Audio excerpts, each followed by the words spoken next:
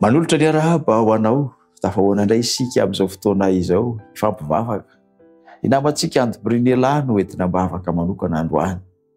Azoko antoka fa misy aminao koa mitovy faniriana ho azy.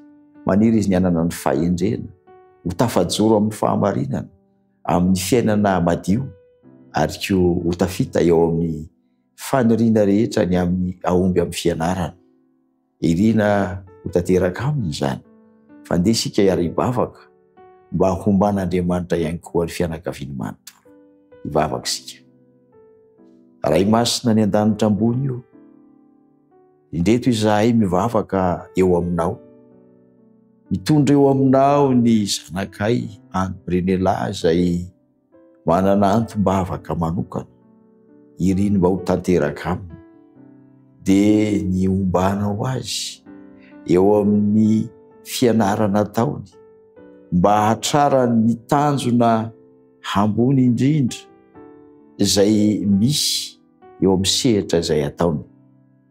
Andriamanitra ianao, mahay ny zavatra rehetra. Manaiky koa izy nefa ny amin'ny fitantananao, ka izay rehetra tokony ho azy Andriamanitra dia tantera ho aminy araka ny haben'ny famindraponao. Maniry ny toetra koa izy amin'ny fanarahana anao.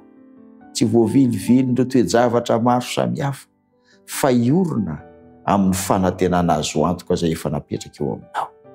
Momba azy amin'izany, harova izy ary tantany mandrakariva. Mivavaka izy sy maniry ny ombanao ny fianakaviany, mba ho salama, mba ho ambinina, ahafahany rehetra mivelatra eo amin'ny lafim-piainana manontolo. Omba ho izany zanaka ho izany Andriamanitra. Meteza amin'ny Andriamanitra anao, hijery ny hoaviny izay mety tsy takatry ny sainy akory azy. Ianao no hanolotra azy izay mahasoa, mahatsara azy ankehitriny tsy ho amin'ny fiainana mandrakizay.